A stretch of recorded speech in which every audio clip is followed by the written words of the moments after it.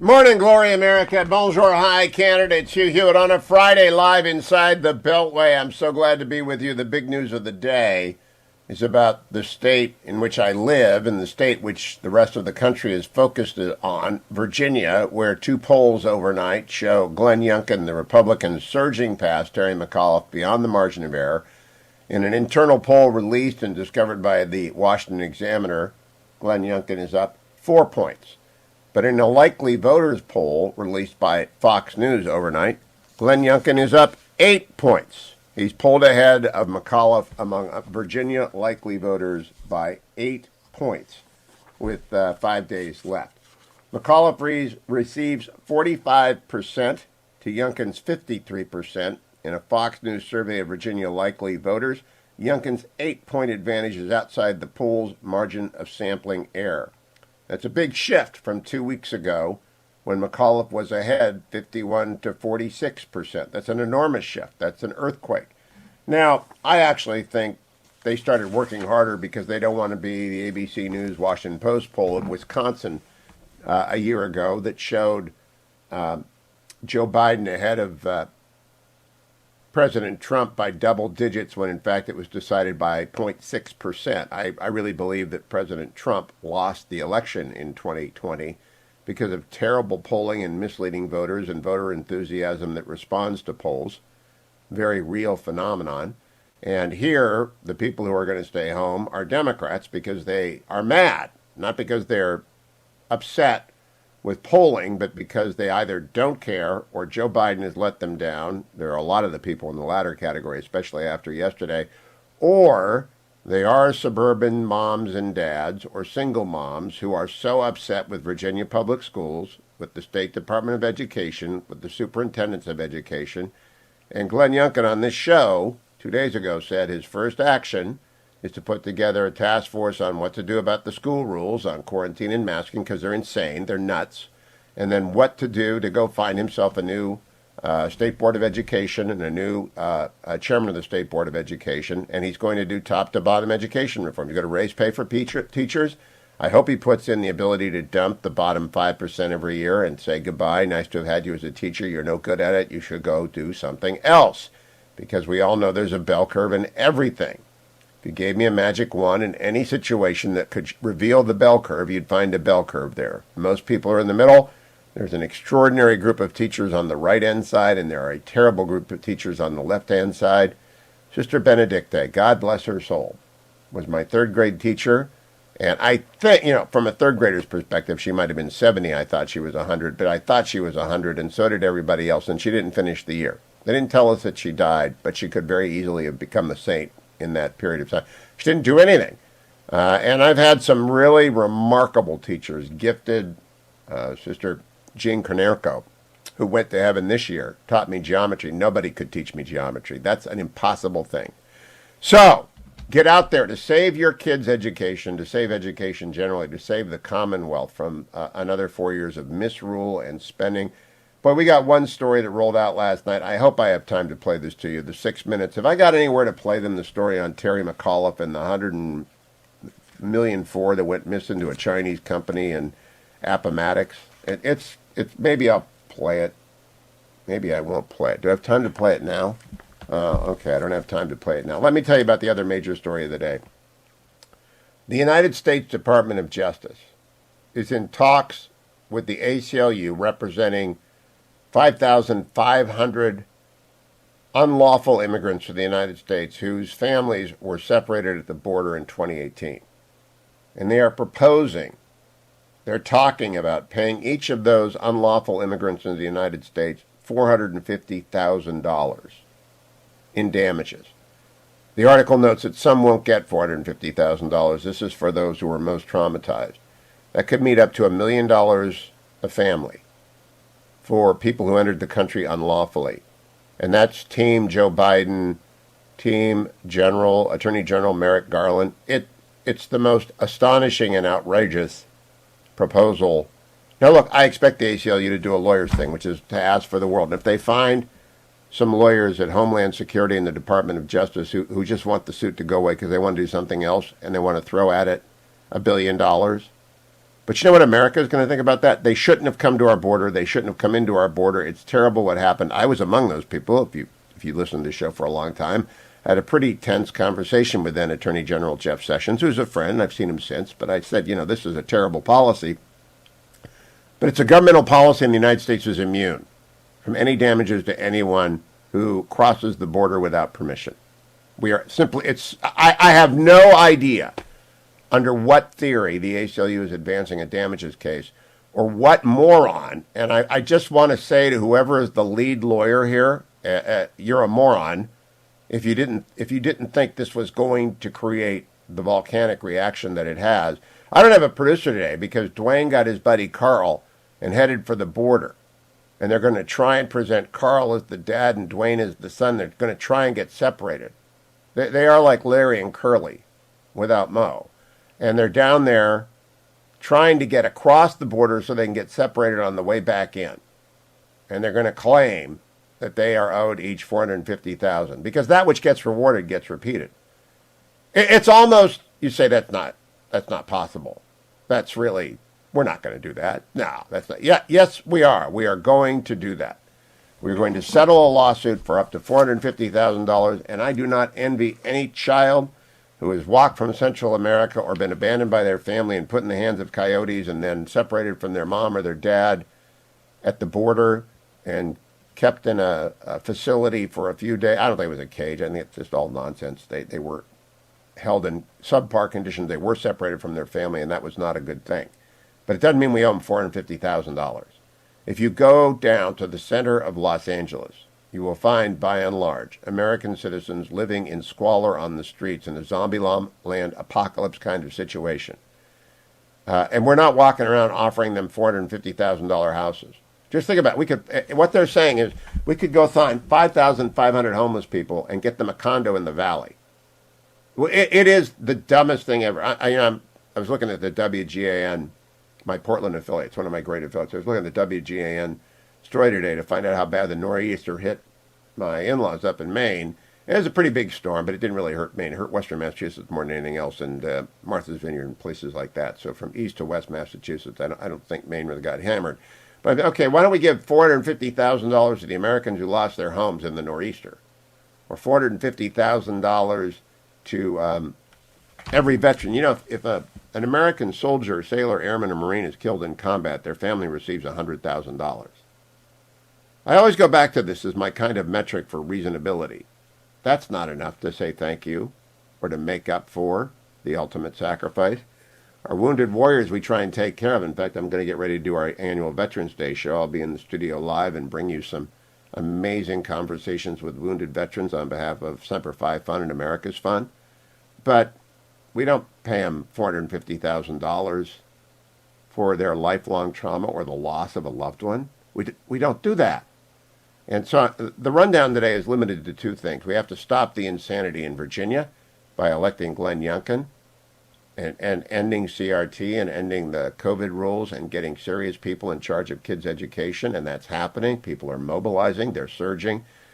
There's a story here. Terry McAuliffe went and hired Mark Elias, who's a bad guy in the law in the eyes of people like Molly Hemingway, who studied it. I know he's at Perkins Coie. I'm not real happy about that, or was. But the real story is Youngkin is winning and running away with it, and I think Democrats are just going to stay home now. They might even vote for Youngkin because a lot of Democrats have kids in school, and they know how poorly they're managed. In northern Virginia, which is liberal land, right? It's deep blue. Signs all over the place. Reopen the Alexandria schools.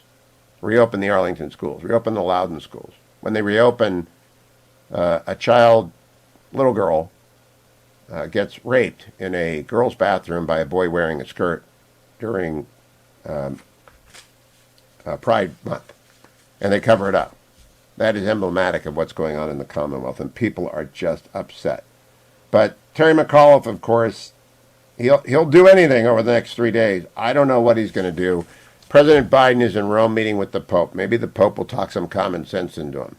The Pope's going to walk away from that meeting and turn to his aide and say, "Now, I'm 86, but that guy's old." Stay tuned, America. I'll be right back on the Hugh Hewitt Show. Welcome back, America. Hugh Hewitt live inside the Beltway, joined by Sonny Bunch, who you can follow on Twitter at Sonny Bunch. You can listen to his podcast. He has two, Across the Movie Aisle and Bulwark Goes to the Movies. Sonny, I am going to see Dune this weekend. Will I be happy or depressed? I thought you were going to go this week, Hugh. I thought we were going to talk about it. Yeah. So you should definitely go see it. We should talk about what format you should see it in. You should see it in IMAX, right? Oh, I'm going in IMAX. I've been following the debate. I chastise people who don't go in IMAX. Yeah, I mean, there are multiple kinds of IMAX, though. You have to understand that there's so many different ways to see this movie. The best way to see it for folks in the Northern Virginia, D.C., Maryland area is at the Udvar-Hazy IMAX out in Dulles, out there. You could that has the best projector. You see it in the full aspect ratio. Isn't that in West Virginia? I'm not going there. That's in West Virginia. No, it's not West Virginia. It's just it's near Dulles. It's like taking a flight, I said, you know. Pretty soon you're at John Brown Landing over there, or wherever he crossed over Harper's Ferry, and then you're in West Virginia. No, I don't want to do that. But so you liked it, though. But you should definitely, if you're gonna go see it in movie theaters, you should go see it in IMAX. Most people are, which is it's interesting. If you look at the box office breakdown of how folks are going to see this movie, it did about $40 million in box office last weekend, and about $20 million of that was in large format theaters, which is, that's basically your IMAXs, your Dolby branded theaters. Every chain has their own kind of large format. Cinemark has one. Everybody else has one. But what was interesting is that is a much higher percentage than usual for large format. Usually, large format screenings accounts for about 15% of a movie's weekend box office take, and this was 50%, which was that is a huge number. And the reason, I think, is because people look at this and they can say, hey, we can, if we're just going to watch it, we can just stay home and watch it on our TVs. We can watch it on HBO Max, right? But if we're going to go see it, we're going to go see it big. We might as well see it really big. Go big or go home. I'm actually rewriting The Will to throw out the son who watched it at home on HBO Max. And I know it's half a movie. You told us that last week. But I still think the half of the movie. They announced the number 2, right? It's as though that's any surprise. They did. They announced a sequel on Tuesday. They said, hey, we're going to have part 2 coming to you in a couple of years here. So no release date yet. No, I don't want to confuse people. There is no release date yet. I'm just guessing it will be about a couple of years, because that's about how long it takes to make a movie of this size. Yeah. So besides Dune, which we talked about last week, the exiled, the prodigal son wants to go see The Last Duel. Do you have any reaction to that, Sonny Bunch? I like The Last Duel a lot. I think you should go see it, because it's gonna. If you want to go see The Last Duel, you should go see it in theaters, and you should go see it in theaters soon, because it's losing something like 2/3 of its screens because it is not done very well at the box office. But you should go see it in theaters, because it is a big rousing movie. It's interesting in how it is, the story that it is telling, and the way it is telling it. It tells it in essentially a Rashomon style, 3 different perspectives on the same story breakdown of the story in question, which is about a royal woman who is sexually assaulted, and they're trying to figure out, if it was rape, or if it was consensual encounter. Consensual encounter. Thank you. I was spacing on the word there for a second. Yeah, but it's very good, and it's weird. So the trailers for this movie have been very kind of dark and dour, and it's actually a weirdly funny movie, given the subject matter, given the way I've just described it. Yeah, Ben Affleck is very, very funny in this as a French royal who is kind of above it all, and living in his own little universe. Adam Driver is very good in it. Matt Damon is very good. Matt Damon's had a weirdly good year. I don't know if you saw Stillwater, but he's very good in that as well. So Sonny, what else do I you would recommend The Last Duel? The fetching Mrs. Hewitt is upset because it's scary movies doing in The Last Duel, and she says, "What happened to movies for people like me? Is there anything?" There are a lot of scary movies out right now. There's this movie out called Antlers, which I've actually not. I don't know if you've seen any of the trailers for it in the unfortunately. Yeah, it's a very scary looking movie. I actually haven't seen it yet. It was supposed to come out 18 months ago. It was supposed to come out like February of last year or March of last year, and then the pandemic happened. It was supposed to come out like the weekend the pandemic happened, basically, and everything locked down. So that's kind of been on the shelf for a little while, but it's hitting theaters now. It looks very scary. It's very much not a Hugh Hewitt movie, so I didn't watch it for the show. I did watch The French Dispatch, though. Oh, that's what we needed to talk about. I love The French Dispatch. Okay, I thought we wanted to talk about this. I do.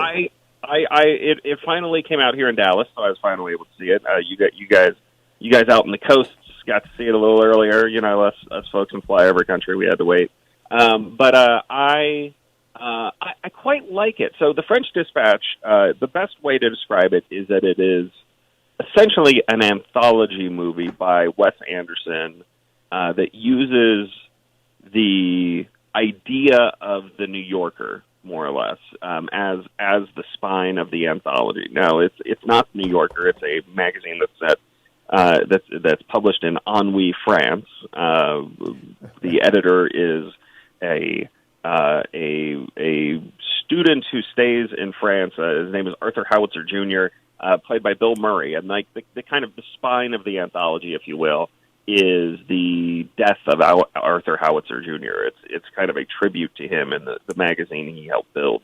Again, it's broken into essentially three. There's a little bit of a prologue that is essentially an in brief section of the town of Ennui, France, that is narrated by the great Owen Wilson.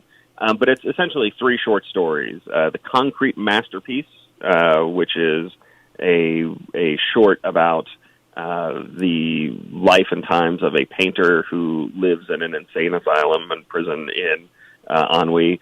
Then there's Revisions to a Manifesto, which is about the youth riots in the 1960s. And finally, The Private Dining Room of the Police Commissioner by Roebuck Wright, who is a stand-in for, I believe, E.B. White, and is played by Jeffrey Wright. Is just really quite wonderful. I'm sorry, he's a stand-in for James Baldwin. Yeah, because A.J. Liebling. Bill Murray is E.B. White, isn't he?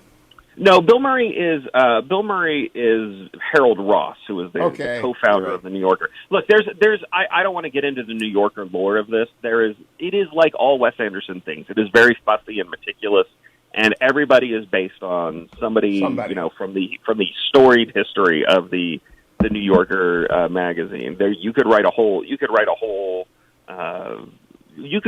whole documentary about the people who are based on people in this movie. But it's really, look. Here's the thing. I want to warn people. I don't want to get a failure to warn here, right? I want to warn people that if you do not like Wes Anderson, if you find his style to be fussy and twee and annoying, you are not going to like this movie, because this is the fussiest and tweest Wes Anderson movie that I have seen in some time. I mean, it might be the kind of ne plus ultra of all of his little ticks combined into one big package.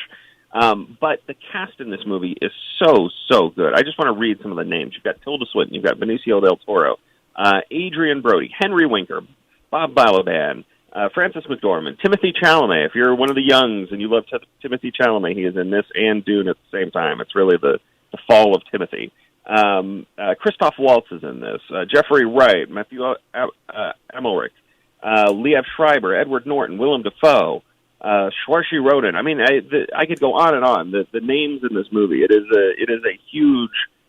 Which of those names have been in every Anderson movie? I was guessing Willem Dafoe has probably been in the most, and I just thought it was marvelous. But give me all the twitches you want. It's a great.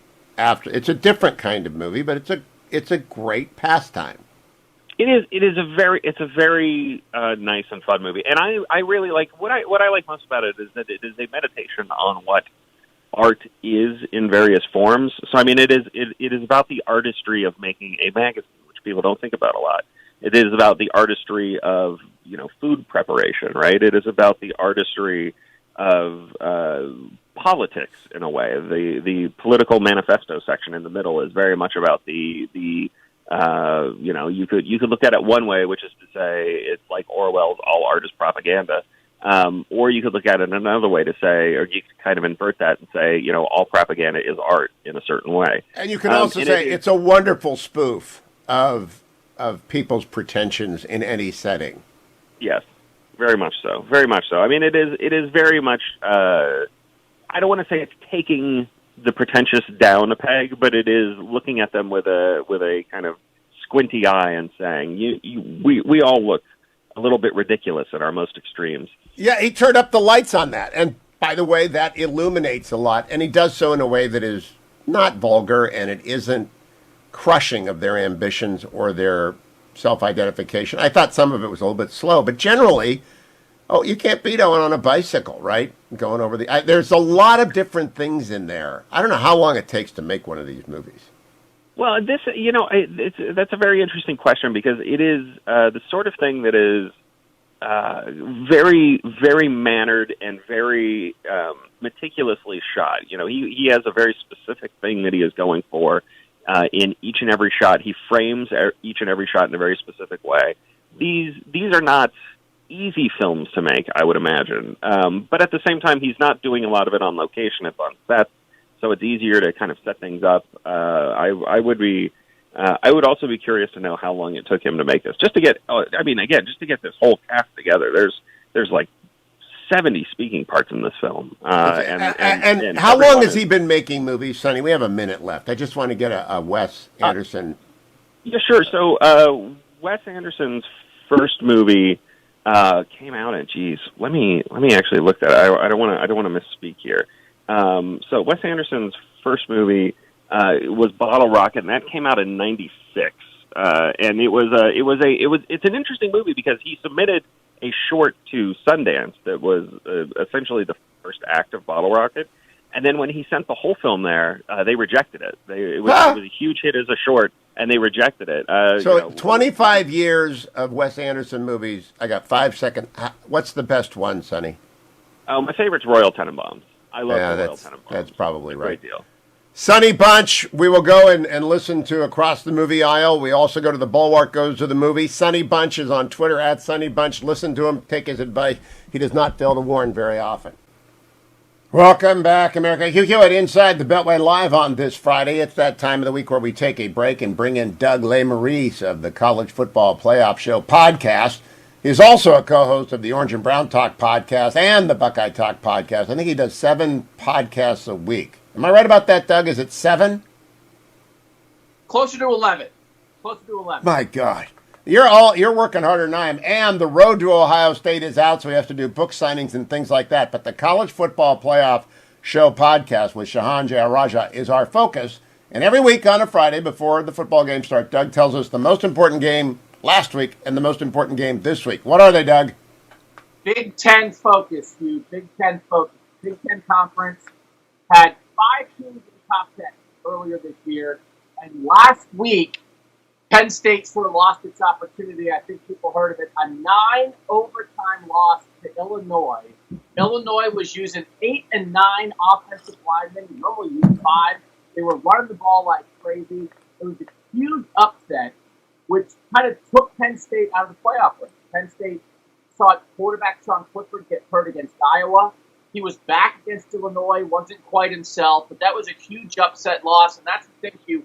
Last week, there weren't a lot of great head-to-head matchups, but you've got to avoid the upsets in the playoff race. So 2 losses now for Penn State. They're kind of out of it, but they play Ohio State this week in Columbus, and they have a chance to, maybe kind of spoil things for the Buckeyes. But that matchup, maybe not what a lot of people were anticipating, which means the best game of the week and the most important playoff matchup is in the state of Michigan. It's Michigan State versus Michigan. And they're both undefeated. This is going to decide which team is the one that's really going to move on to face Ohio State to probably determine which team is going to be the playoff representative for the Big Ten. It's a huge matchup in East Lansing, one of the biggest Michigan State games in history. Now, Doug, I listen to you and Shahan talk about Oklahoma each week and talk about Michigan State each week because it's the only reason I would otherwise know anything about them. If Michigan State were to play Oklahoma this weekend, what would the line be? Who would Doug Lesmerises believe in that game? Well, Vegas, I would imagine, would believe in Oklahoma, right? Because Oklahoma has better players. Oklahoma has better recruiting. They have a five-star freshman quarterback in Caleb Williams.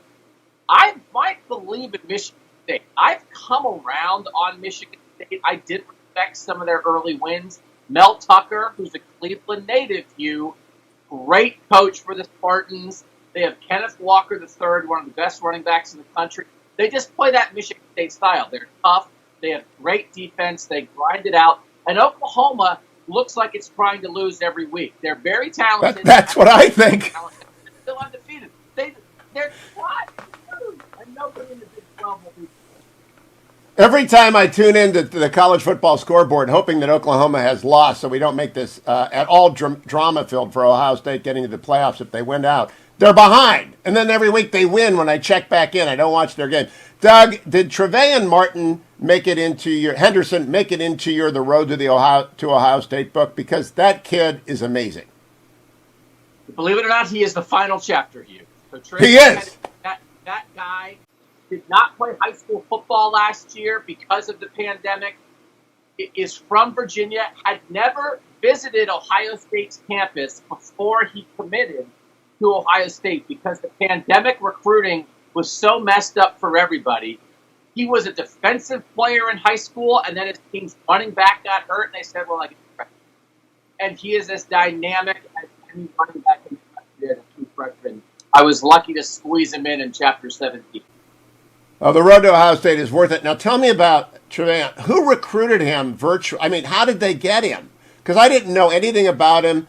At the beginning of the year on Buckeye Talk, you and Steven and Nathan were saying he's going to eventually be there, and then he is eventually there. And by the way, Durrance Johnson is our third running back at Ohio State, who happens to be Master Teague. And Master Teague is they're deep, but Trevayon Henderson is Nick Chubb. All right, he's better than Nick Chubb. Is he Kareem Hunt? He's different. He's special. I mean, he's not as physical as Nick Chubb, but he has that jump cut. He has special feet, special vision, special explosiveness. It's all Zoom. They recruited him just like this, Hugh. You just get on Skype, you get on Zoom, you have a chat.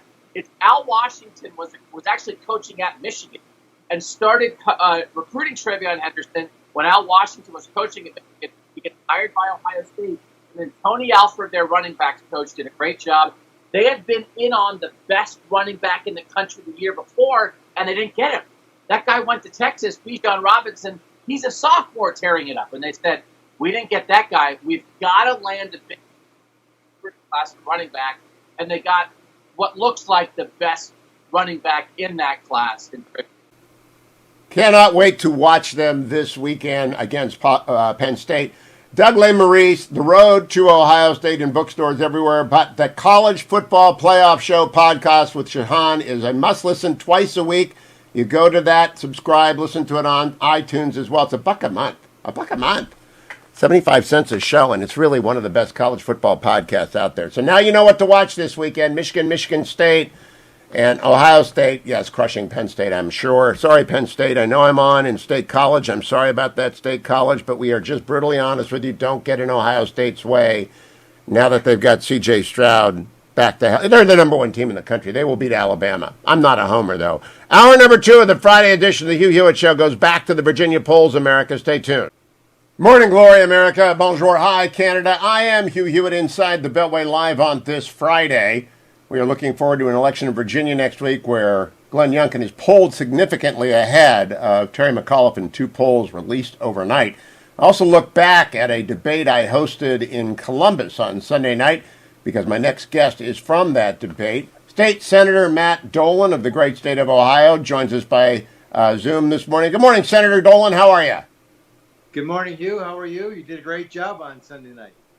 Thank you. That was a lot of fun, and I thought it was astonishing. We had 1,500 people, most of whom paid for their tickets, and it was civil, it was substantive. Have you had debates like that before in your political career? Yeah, so I mean, first of all, you set the tone by asking substantive questions, so that required us as candidates to reveal what we know and what our vision is for Ohio and the U.S. Senate. So that helped greatly. Yeah, as you move closer to election day, they become more debates where you counter your opponents. But I think this time, with so many people in the race, just outlining what our visions are and what my vision is, was what people wanted to hear. They didn't want to hear squibbling, wobbling between us. They wanted to hear stuff. Now, Matt Dolan, there are 6 candidates. They're all well funded. They all have experience. I wrote about this for the Washington Post this weekend in my weekly column, and I described you as in the Rob Portman lane. I'm curious if you think that's a fair description and if you welcomed it. I don't know if you've read the column or not, but I tried to accurately portray how people are approaching a crowded field. So I think I read the article. I thought it was a good article. I would argue, though, that I am in my own lane, and maybe my own reflects Rob Portman, but there's no one else that has been singularly focused on the issues that impact Ohio more than me. And so there are facts that distinguish me. I'm the only one supporting the infrastructure bill, which brings tremendous relief and investment to Ohio, which is great for Ohio businesses. I'm the only one in this race that is an elected official and has positive conservative experience and results that I can bring to Washington and reproduce the same thing. So I think I'm uniquely qualified, and I have my own lane in this race, and everyone else is in the other lane. Now, I also liked your answer about Youngstown and Warren and what happens if you run against Tim Ryan, who is from Warren Niles, which is, I'll ask him why he hasn't been where I've been in Youngstown. So apparently you have been to Youngstown on infrastructure business. Did I gather that correctly? We ran out of time. It's only 75 seconds of an answer. Right. Oh, well, yeah. I mean, way more than just infrastructure. You know, the Mahoning Valley is trying to recreate themselves, a lot like Cleveland, a lot like Toledo has done, and I've been helpful there, trying to create the Voltage Valley, trying to bring in new businesses.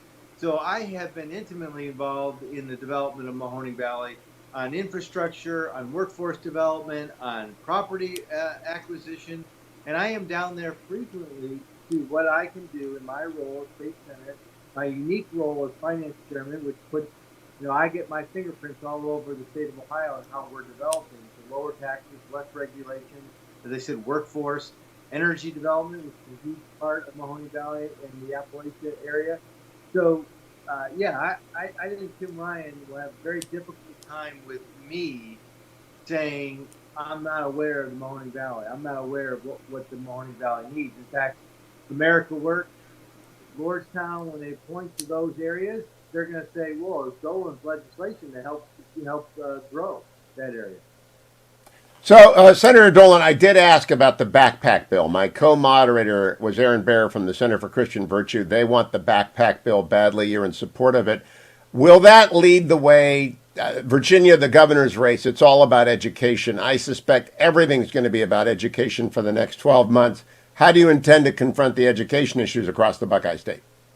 Well, again, unique to me, I'm the only one that has done it. So education needs to be about the child. And of course, who's responsible for the child? The parents. So of course, it's silly to say that parents aren't involved in the child's education. In Ohio, I wanted to make it clear that we no longer can be concerned about where a child gets educated. Our children need to be educated. So we have done a wonderful job of investing in our public schools, holding them accountable. If you're not producing, you're going to be held accountable, and we're going to put you into other controls. But also to give the parents more control by vouchers and school choice and the creation of charter schools. So that A, we create competition, but B, if your school's failing you, or if you're being indoctrinated and you don't like the teachings that are creeping their way into our schools that decide that how a child's going to be raised and how they experience the world is based on the race, which is crazy, you can leave. You can get to a school that you think your child's going to get math, science, English. Prepare them for the 21st century economy. That no one else in this race is going to be able to say that they have been involved in education as much as I have. Now, you threw out a term at the debate, which I didn't know, and I had to go back and look up, which is the Great Lakes Compact. I didn't know what that was. I've always told people that when climate change really happens in a terrible way, you want to live in Ohio because we have a lake. Apparently, you figured that out, as did a bunch of other people from the Great Lakes states and Canada. What does that do? Hugh, in its simplest form, it says that if you want to benefit from the Great Lakes waters, you better move and site your business in the Great Lakes region, because we are not shipping your water outside. We're not shipping our water outside of this region. In 2006, when China was trying to strike a deal with a Minnesota company to ship Lake Superior water, the Great Lakes region got involved. I represented Ohio along with the ODNR, Sean Logan, who's from your area, by the way, in the Mahoning Valley. And we, along with 7 other states and 2 provinces of Canada, worked really, really hard. As you can imagine, that's what being a legislature is: getting together, figuring out what everyone's needs are, fighting out where we don't agree, and producing a result, which was the Great Lakes Compact, which is situating us perfectly because we are facing drought conditions, and sooner or later, manufacturers are going to say, I want to go where there's water, which again makes me uniquely qualified, because when I go to the U.S. Senate, I'm going to know how important the Great Lakes regions are. And even though we are losing clout in numbers, if I'm in the U.S. Senate, you will not lose clout in knowledge and experience and know-how to protect the Great Lakes region. You know, I was one of those people who always wanted to solve California's water problem. I lived there for 27 years before coming back to Virginia. And I always wanted to solve their problem by building a pipeline to the Great Lakes. I gather that's not going to fly. No, you and I would have butted heads on that, Hugh. No. But you're more than welcome to bring your companies back to Ohio and site them here, and we have plenty of water, and you can develop. Think about it. Ohio can be, we're already top in manufacturing. We can be even greater. Food processing service needs water. You're going to see the development of that in Ohio. You just need people in the right positions to be able to know how it works. And it's beyond water. I've cut your taxes. I've cut your regulations. I've improved your workforce development. I'm investing in infrastructure, both at the state level, and I'm the only one in this race who's investing in infrastructure at the federal level. It doesn't raise your taxes. It doesn't increase the debt. It's a great bill worked out by Portman. Now let's get it done so we can invest in Ohio. I loved your line that you felt like a Browns fan at Three Rivers. Are you going over to First Energy this weekend for Steelers weekend, Senator Matt Dolan? Well, Hugh, I'm going to call you out. You're dating yourself a little bit with Three Rivers. It's and you and I are in the same area, so it's Heinz. Oh, it's Heinz Field. Yep. I do that all the time as well. I'm not going to the game, but it's Browns Steelers, so I the campaign team knows I'm going to be watching Browns Steelers. And I said that remark not just because of maybe I wasn't getting as many claps as everybody else, but the idea that no matter where I am and no matter what condition or environment I'm in, I'm going to be true to who I am. So I'm going to be a Browns fan in a Steelers park or a Ravens park. I'm going to tell Ohioans what I can do for them no matter what the audience is or who. I'm not playing to the audience. I'm allowing the audience to hear from me, my constituents, know what I've done, know what I want to do, and allow them to make the right judgment on who's best to serve them in Washington. My message just... Effective presentation, Senator Dolan. It was well done. I look forward to having each of you back. I had Mike Gibbons on yesterday, Matt Dolan today. I'm going to keep an eye on Ohio because as Ohio goes, so goes the GOP. State Senator Matt Dolan, great to have you again. Go Browns. You're right, Heinz Stadium versus Three Rivers. I am stuck in Terry Bradshaw. I call Big Ben Terry Bradshaw all the time. If you've been losing to the Steelers for 40 years, this is going to be a great weekend. Go Baker. Get back in the game.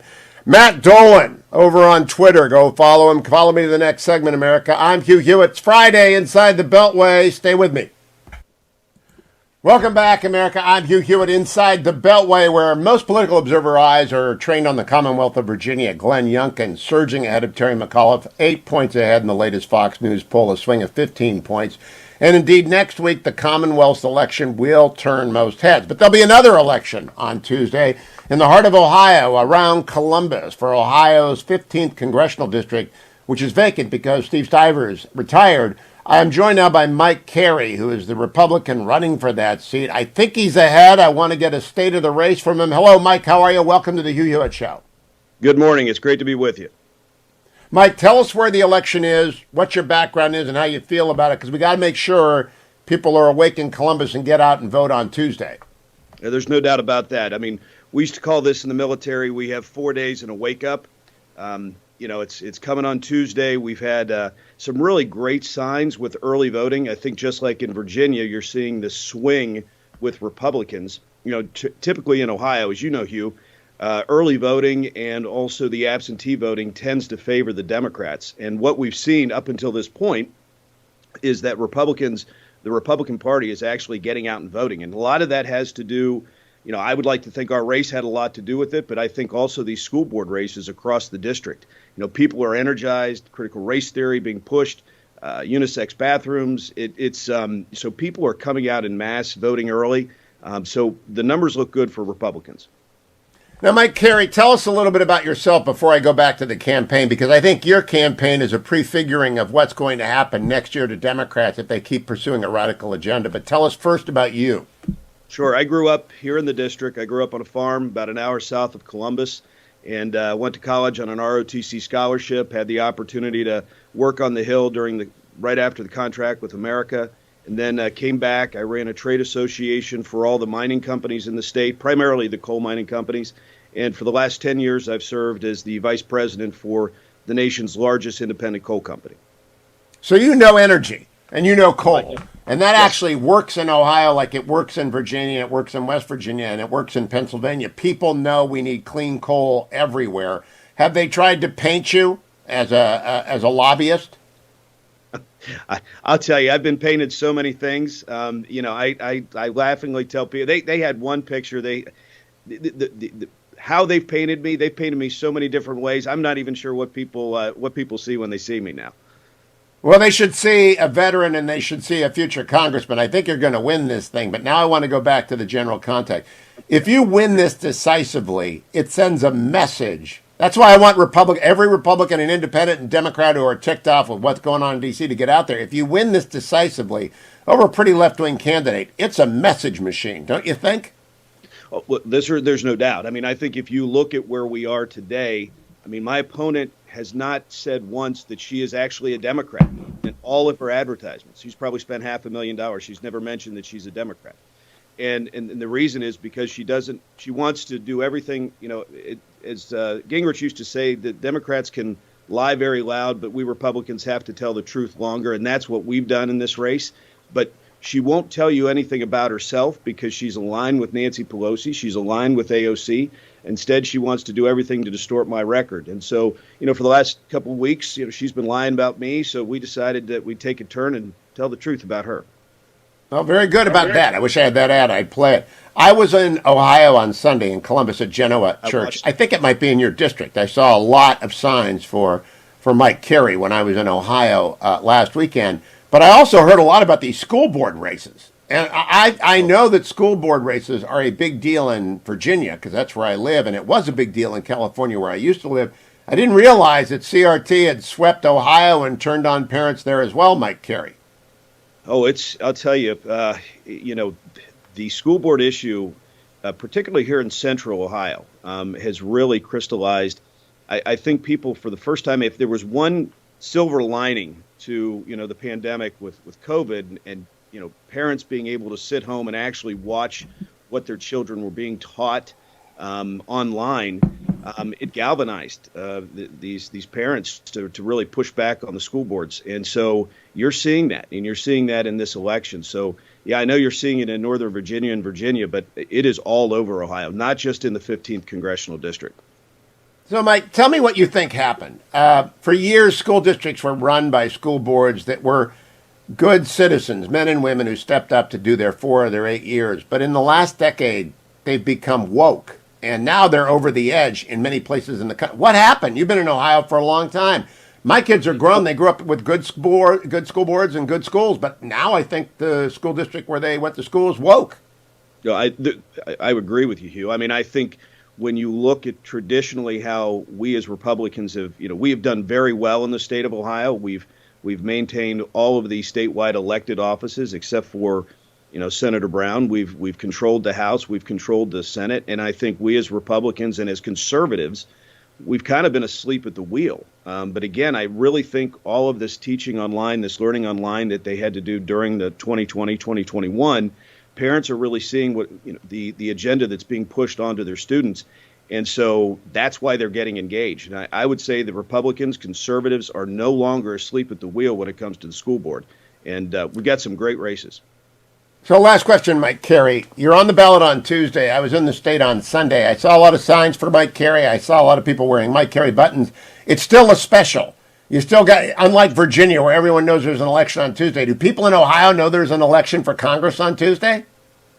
That is really the challenge that we face. The nice thing is that this is a scheduled election, so it's not just a special election in terms of Congress, but you have school boards, you have township trustees, you have city council, so people know that there's an election.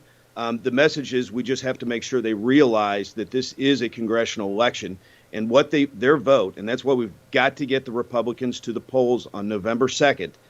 This vote for Congress is the precursor to what's going to happen in 2022.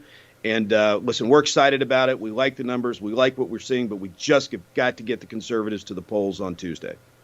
Every single member of Congress is going to look at the margin by which Mike Carey wins and decide whether or not to vote for more crazy spending and to continue to fund defense.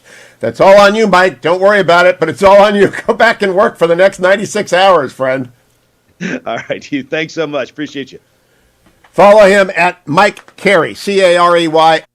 Joined now by the poet laureate of the Hugh Hewitt Show, Tarzana Joe. Hello, Joe. Hello, Hugh. There's lots going on, and none of it makes sense, and that's kind of what my poetry does, so let's see how this one works out. There are citizens in Kabul and hostages in Haiti. If you add them all together, it's about 480.